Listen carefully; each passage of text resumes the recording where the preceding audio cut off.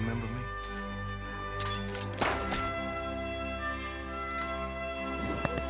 Halo pecinta film, kali ini kita akan bahas salah satu masterpiece dari Quentin Tarantino, Django Unchained.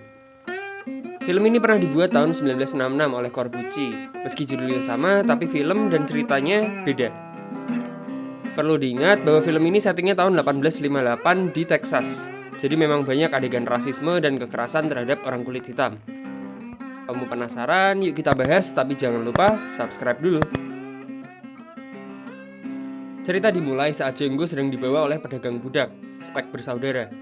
Budak-budak ini digiring dan berjalan siang malam. Sampai di suatu hutan, terlihat sosok seseorang.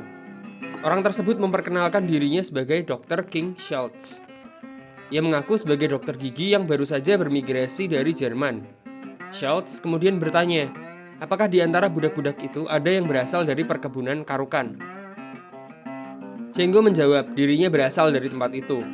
Schultz kemudian mendekati Django dan bertanya apakah ia mengenal Brittle bersaudara. Django menjawab bahwa ia mengenal mereka. Mereka bernama Big John, Alice, dan Raj.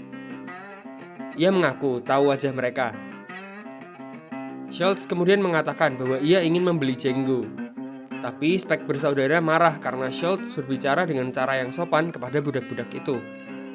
Nah, seperti yang tadi udah aku bilang, settingnya di zaman perbudakan. Dan orang kulit hitam benar-benar ditindas pada saat itu. Karena mereka tidak dianggap sebagai manusia. Jadi ngobrol sopan doang tuh jadi masalah. Oke, kita balik ke Schultz. Dia ingin membeli Django, tapi Spek menolak dan mengancam akan menembaknya. Schultz bergerak cepat dan membunuh salah satu dari Spek bersaudara. Ia juga menembak kuda Spek hingga jatuh tertimpa. Lalu, ia membeli Django dan jaket milik si kakak yang sudah mati. Saat akan pergi, ia memberi petunjuk arah dan kunci kepada para budak. Para budak itu kemudian meloloskan diri dan membunuh Spek yang tertimpa kuda. Schultz dan Django lalu bergerak menuju kota. Di kota itu semua orang heran sebab ada orang kulit hitam yang menaiki kuda. Schultz dan Django kemudian masuk ke dalam sebuah bar. Pemilik bar ini kemudian marah dan mengusir Django karena tempatnya tidak menerima orang kulit hitam. Schultz kemudian menakuti pemilik bar itu dan menyuruhnya untuk memanggil sheriff. Kedua jagoan ini lalu minum-minum bersama. Nah, waktu lagi santai, Schultz selalu menjelaskan bahwa ia sebenarnya bukanlah dokter gigi. Ia adalah bounty hunter atau pemburu hadiah. Ia menawarkan pada Django kebebasan dan upah jika mereka berhasil memburu Brittle bersaudara. Setelah itu, sheriff datang. Ia bermaksud untuk mengusir Schultz dan Django. Tapi dengan pistol tersembunyi, Schultz menembak sheriff itu dan membuat warga panik.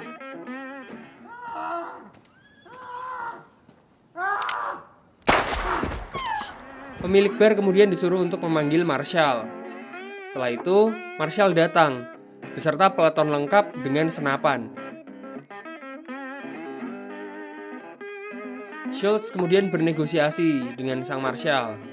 Schultz meminta agar ia tidak ditembak saat menyerah keluar. You mean like you did our sheriff? Shot him down like a dog in the street. Yes, that's exactly what I mean. Do I have your word as a lawman not to shoot me down like a dog in the street? Schultz dengan tenang keluar dengan membawa sebuah surat. Ia menjelaskan bahwa sheriff tersebut adalah buronan dengan hadiah. Schultz dan Django kemudian lolos dan kembali bergerak. Di perjalanan menuju perkebunan Gatlinburg, di mana rumornya tempat Brittle bersaudara, Django dan Schultz berbincang banyak. Django menjelaskan bahwa ia dulunya memiliki istri. Mereka memutuskan untuk kabur dari Karukan, tapi gagal. Mereka pun kemudian dihukum, lalu dijual terpisah. Schultz selalu bertanya siapa nama istri Django. Django menjawab, istrinya bernama Brunhilde, dipanggil Hildi. Schultz kaget karena nama itu merupakan nama Jerman. Django menjelaskan bahwa saat kecil, majikan istrinya adalah orang Jerman. Hildi juga diajari berbicara bahasa Jerman. Esoknya, Schultz dan Django sampai di Tennessee. Saat berbelanja baju, Schultz menjelaskan pada Django bahwa nanti mereka akan berakting. Ia menekankan bahwa saat berakting, kamu tidak boleh ragu dan melepaskan karakter. Di Gatlinburg, Django akan berperan sebagai pengawal Schultz. Ia kemudian memilih sebuah kostum berwarna biru yang sangat mencolok.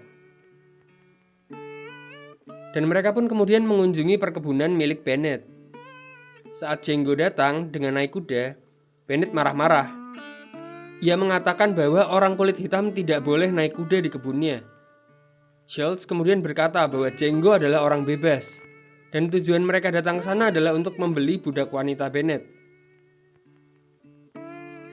Bennett kemudian mengajak Schultz masuk dan meminta salah satu budaknya mengajak Django melihat-lihat perkebunan. Setelah berputar-putar, Django bertanya pada Tina. Ia mencari Brittle bersaudara. Tina tidak mengenalnya. Tapi ada 3 orang baru yang datang belum lama dan menjadi pengawas budak, yaitu Shaver bersaudara. Django kemudian diantarkan menemui mereka. Ternyata benar, Shaver bersaudara adalah orang-orang yang dicari oleh Schultz.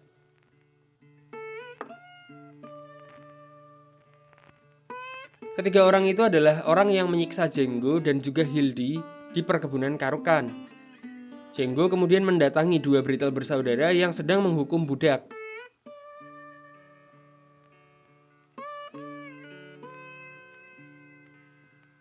Ia lalu menembak, memecut, dan membunuh keduanya. Remember me?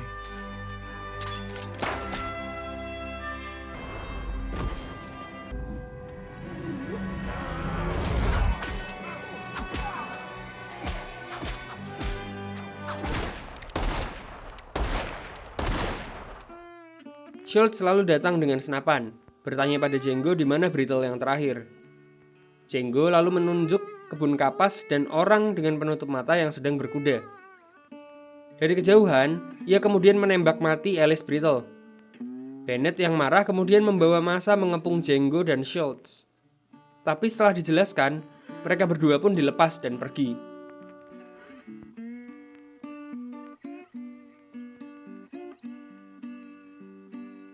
Malamnya, Schultz membawa barang berharga dan meninggalkan gerobaknya di tempat mereka berkemah. Dan benar saja, Bennett beserta komplotan bertopengnya menyerbu hendak membunuh Django dan Schultz. Penyerbuan ini gagal, Schultz menjebak mereka. Dan pada saat itu, Django juga diajari menembak dengan senapan pertama kalinya. Django pun berhasil membunuh Bennett dalam sekali tembak. Schultz kemudian melihat bakat terpendam dalam diri Django. The kid's a natural. Saat sedang istirahat, Schultz kemudian berkata pada Django. Ia berkata bahwa jika ia membabi buta ke tempat istrinya saat ini, sama saja dengan dia bunuh diri. Schultz menawari Django untuk menjadi rekannya, menangkap buron selama musim dingin. Setelahnya, ia akan mengantar Django membeli istrinya. Django pun bertanya pada Schultz, mengapa ia baik dan perhatian dengannya. Schultz menjawab bahwa ia merasa bertanggung jawab, sebab Django adalah budak pertama yang ia merdekakan.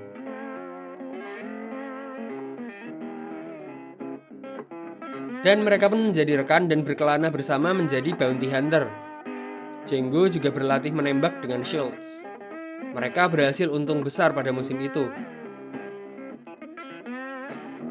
Setelah musim dingin berakhir, mereka berdua kemudian menuju Mississippi, mencari info di mana Brunhilde dan juga menyusun rencana.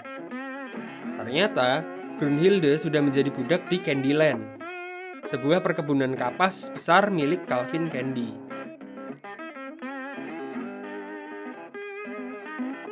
Schultz mengatakan pada Django, membeli Brunhilde begitu saja akan sangat sulit. Django mengatakan, ya sudah, kita ambil saja, persetan dengan Calvin.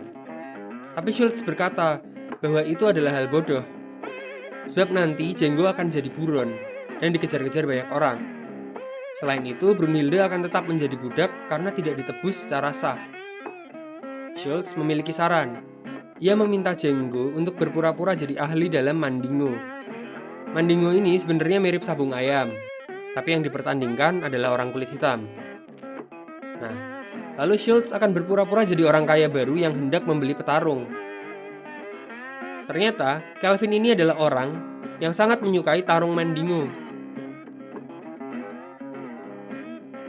Jauh banget berbeda dengan Schultz yang tidak suka dengan perbudakan.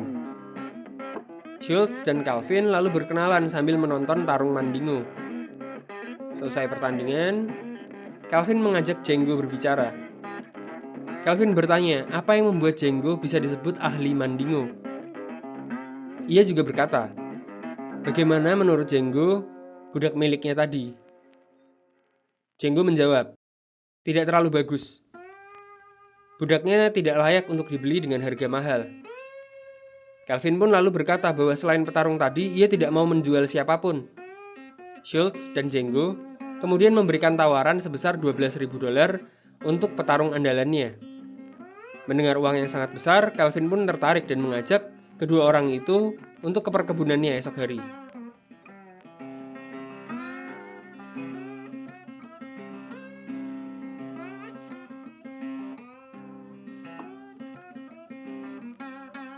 Di perjalanan, mereka bertemu dengan D'Artagnan, seorang budak Calvin yang kabur karena tak mau bertarung lagi. D'Artagnan disudutkan dan dikejar oleh anjing pemburu. Tak tega, Schultz kemudian menawarkan akan membeli D'Artagnan, tapi Django menghentikannya. Pada adegan ini mulai kelihatan kalau sebenarnya Schultz itu tuh merasa tertekan dengan perannya. Padahal di awal ia selalu bilang, jangan melepaskan karakter.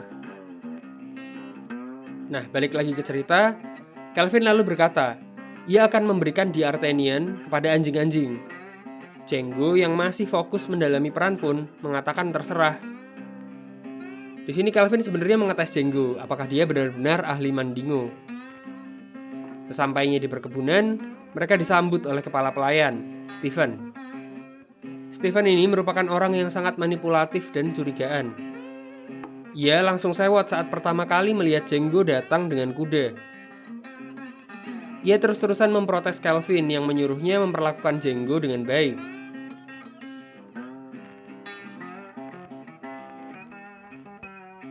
Setelah Stephen ditenangkan, Calvin kemudian mengenalkan Schultz dan kakaknya yang sudah janda, Lori. Saat hendak masuk, Schultz kemudian meminta Calvin untuk mengirim Hildy ke kamarnya, sebab ia rindu bisa berbincang dengan bahasa Jerman bersama orang lain. Sebenarnya ini hanyalah alasan, supaya ia bisa mempertemukan Hildy dengan Django. Tapi ternyata siang itu, Hildy sedang dikurung dalam kotak karena berusaha kabur. Django susah payah menahan emosinya, tapi akhirnya Calvin menyuruh Stephen mengeluarkan Hildy dari kotak.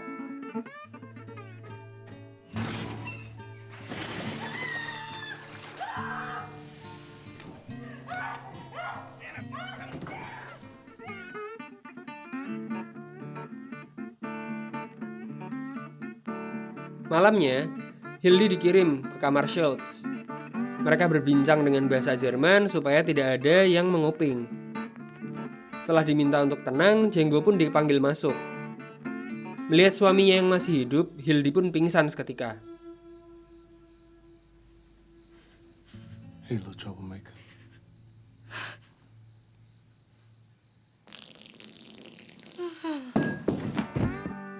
Adegan berlanjut ke makan malam, di mana Calvin dan Schultz akhirnya bernegosiasi soal jual beli petarung. Tapi ada kejadian yang membuat Stephen sempat curiga dengan Hildy.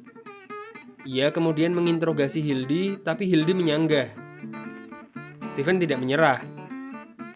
Saat basa-basi makan malam, ia menyinggung bekas pecut di punggung Hildy. Calvin kemudian meminta Hildy melepas bajunya dan menunjukkan bekas pecut itu. Django yang marah terlihat meraih pistolnya. Dan saat itu, Stephen yakin bahwa mereka berdua sebenarnya saling kenal.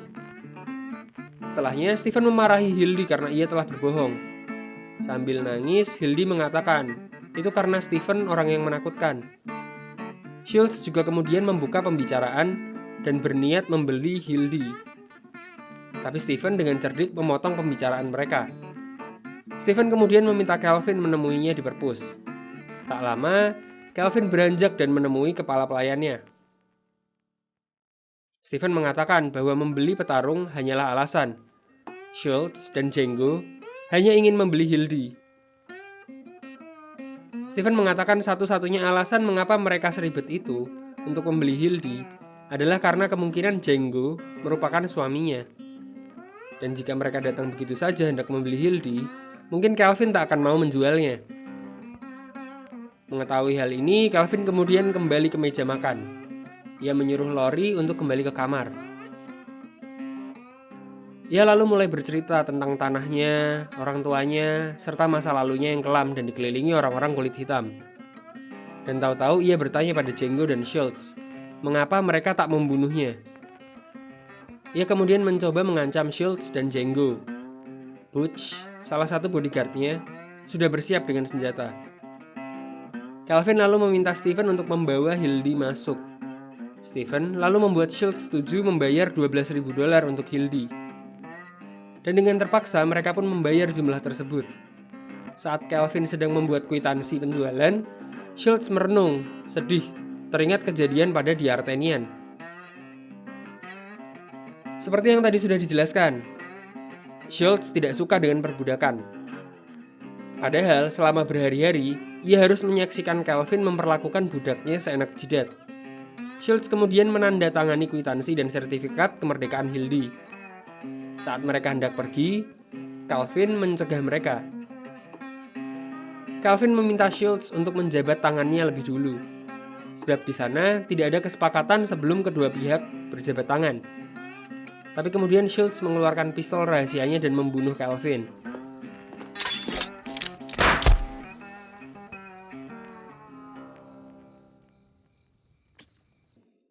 Butch kemudian membunuh Schultz. Django yang melihat temannya dibunuh langsung gelap mata. Ia membunuh Butch, lalu semua orang di rumah itu kecuali para budak. Oke, di sini mungkin kamu bingung. Tinggal jabat tangan, pulang, apa susahnya sih? Nah, buat kamu yang penasaran sama simbolisme, makna adegan-adegan, atau penggambaran sejarahnya, kita akan bahas ini di video terpisah. Kita balik ke Django. Tembak-tembakan seru pun terjadi, dan ingat, ini adalah film Quentin Tarantino. Jadi wajar kalau misalnya penuh darah dan sadis kayak gini.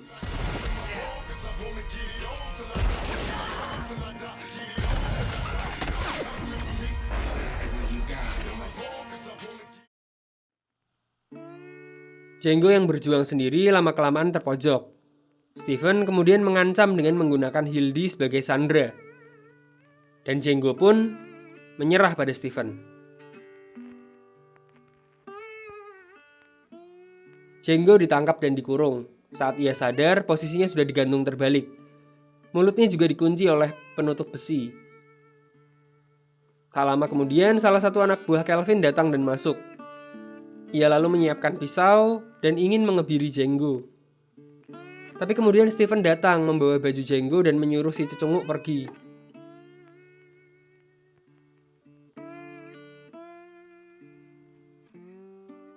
Tapi ternyata tujuan Stephen adalah memberitahu Django bahwa ia akan dijual lagi sebagai budak ke sebuah tambang. Django pun kemudian dibawa menuju tambang itu.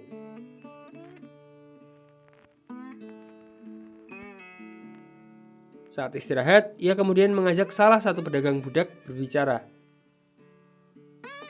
Django mengiming-imingi uang sebesar $11.000. Hasil kerjanya menjadi bounty hunter selama musim dingin. Sayangnya, bukti dan hadiah membunuh buron itu masih tertinggal di Candyland. Setelah pedagang budak ini mengkonfirmasi kata-kata Django, mereka pun sepakat. Django dibebaskan dan diberi kuda serta pistol. Sebagai gantinya, $11.000 itu akan jadi milik pedagang budak. Setelah mendapatkan pistol, Django pun kemudian menembaki mereka semua dan membebaskan budak lainnya. Ia mengambil kuda serta dinamit milik pedagang dan kembali menyelamatkan istrinya.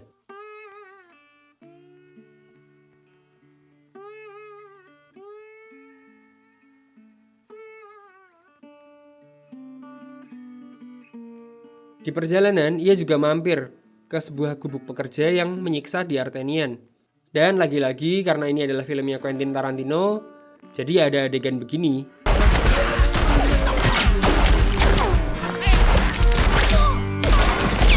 Sesampainya di Candyland, Django kembali ke gubuk. Ia menemukan mayat Schultz. Django lalu mengambil sertifikat jual beli istrinya dan mengucapkan salam perpisahan terakhir dalam bahasa Jerman untuk kawannya itu. Ia lalu menjemput Hildy dan menunggu orang-orang Candyland pulang dari pemakaman Calvin. Saat mereka semua masuk ke rumah, Django mengejutkan mereka dan menembak mati sisa anak buah Calvin dan juga Laurie. Bye, Miss Laura. Ia lalu menyuruh budak-budak lain untuk pergi dari sana, tapi hanya menyisakan Steven. Django lalu menembak Steven di lututnya, membuatnya tak bisa berdiri. Ia lalu pergi keluar dari rumah itu sambil sebelumnya menyalakan dinamit. Steven beserta rumah Candyland pun hancur berkeping-keping. Django kemudian teringat kenangannya bersama Schultz saat latihan. You know what they're going to call you? The fastest gun in the South. Dan film pun berakhir dengan cukup spektakuler. Pada saat dirilis, Django mendapatkan banyak respon positif tapi juga negatif. Sebagian besar komentar buruk adalah karena penggambaran visual yang kejam. Tapi visual seperti itu adalah ciri khasnya Quentin Tarantino. Jika kamu nggak masalah dengan darah-darah dan adegan kejam, sebenarnya film ini tuh sangat deep banget. Nggak cuma masalah aksi, yang bikin Django itu keren adalah penulisannya. Alurnya simple, tapi teliti. Aktingnya bagus, banyak foreshadowing, dan eksekusinya tepat. Nah, setuju nggak kamu? Coba tulis pendapatmu di kolom komentar.